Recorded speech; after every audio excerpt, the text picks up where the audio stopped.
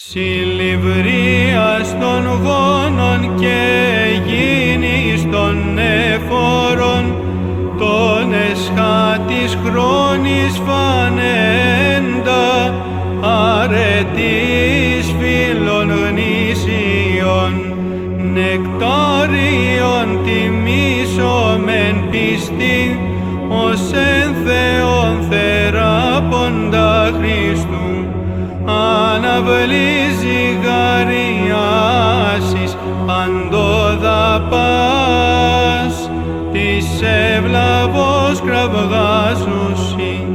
Δόξα το σε δοξάσαντι Χριστόν, δόξα το σε